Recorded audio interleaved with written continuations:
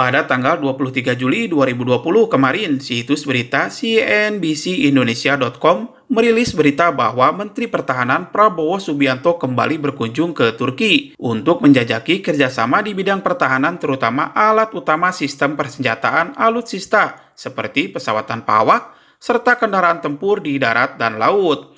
Berita ini dikuatkan dari foto yang diposting oleh akun Twitter resmi Presiden Industri Pertahanan Turki, Ismail Demir, yang memuat foto-foto pertemuannya dengan Menhan Prabowo Subianto. Dikutip di laman berita Anadolu Agency, menurut juru bicara Menteri Pertahanan Danhil Anjar Simanjuntak, dalam kunjungan ini membahas kerjasama industri pertahanan kedua negara yang lebih intens, di mana sebelumnya pada bulan November tahun 2019 lalu, Prabowo telah berkunjung ke Turki dan bertemu dengan Presiden Turki Erdogan dan Menhan Turki Hulusi Akar. Tidak salah rasanya jika Indonesia bekerja sama di bidang pertahanan dengan Turki, karena Turki sekarang telah menjelma menjadi negara maju di bidang alutsista modern. Berikut ini deretan alutsista canggih Turki yang bisa dijadikan alutsista yang mempunyai efek deteran tinggi jika diakuisisi oleh Indonesia. Yang pertama adalah kapal selam U-214. Ini merupakan kapal selam canggih buatan Turki hasil kerjasama dengan mbahnya kapal selam dunia, yaitu Jerman. Kapal selam ini sudah dilengkapi dengan teknologi Air Independent Propulsion (AIP),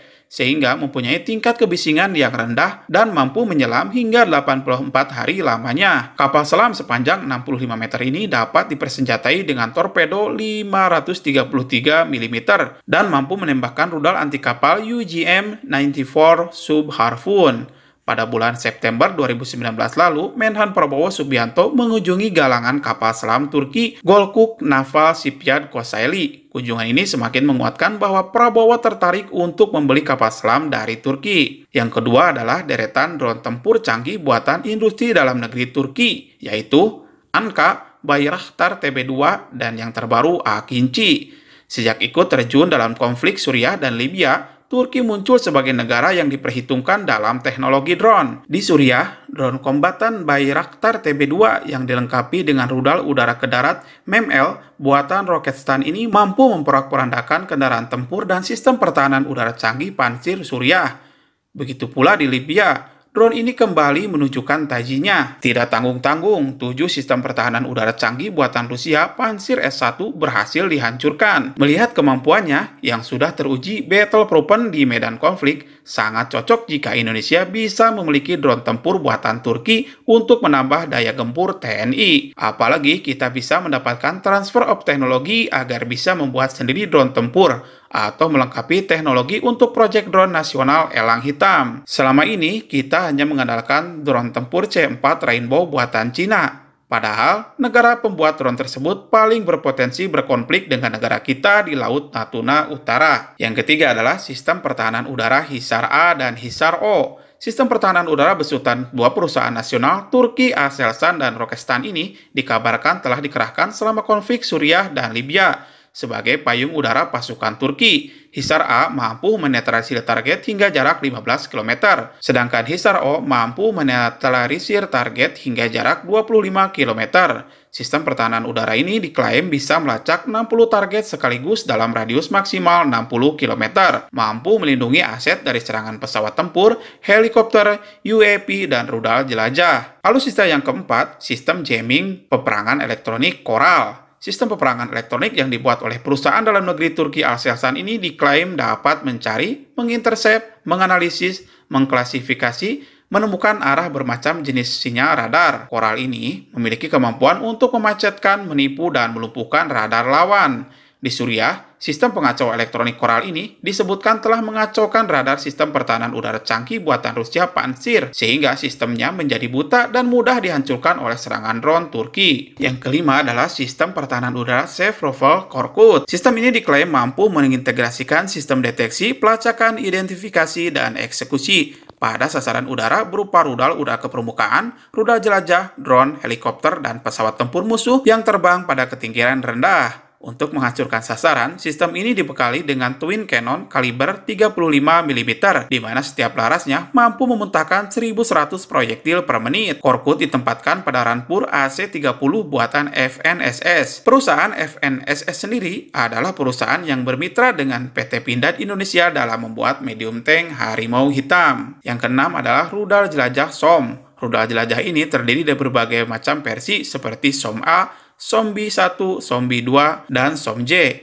Rudal ini mampu menghantam target dalam radius 200 km. Varian SOM B2 digunakan untuk menghancurkan bunker dan beton, sedangkan varian SOM J adalah varian rudal jelajah yang bisa diluncurkan dari pesawat tanpa awak Akinci Raider. Yang ketujuh adalah rudal udara ke udara jarak pendek Gokgodan yang diklaim Turki sebagai pengganti rudal udara ke udara buatan Amerika Serikat AIM-9 Sidewinder. Selain itu ada juga rudal udara ke udara jarak menengah Bozgodan. Rudal ini disebutkan sebagai pengganti AIM-120 AMRAAM buatan Raytheon Amerika Serikat. Kedua rudal udara ke udara tersebut telah melengkapi persenjataan jet tempur F-16 Turki. Alutsista yang ke-8 adalah korvet kelas Milgem. Kapal perang ini mempunyai panjang 99 meter dan mampu melaju hingga kecepatan 30 knots. Korvet dengan teknologi siluman ini dirancang untuk melakukan berbagai misi seperti pengintaian, pengawasan, identifikasi sasaran, peringatan dini, peperangan anti kapal selam, anti kapal permukaan, dan peperangan permukaan ke udara, serta operasi amfibi. Yang kesembilan, yang terakhir adalah rudal anti kapal ATM-ACA. Rudal buatan perusahaan nasional Turki Roketsan ini digadang-gadangkan sebagai pengganti RGM-84 Harpoon buatan Amerika Serikat. Rudal dengan panjang 5,2 meter ini mampu melesat dengan kecepatan subsonik hingga 0,8 Mach dan dapat terbang secara sea skimming hingga sulit untuk dihentikan senjata pertahanan lawan. Bobot rudal ini mencapai 800 kg dengan bobot peluru ledak 250 kg dengan jenis High Explosive Penetrating. Rudal ini mampu mencapai target hingga radius jarak 200 km.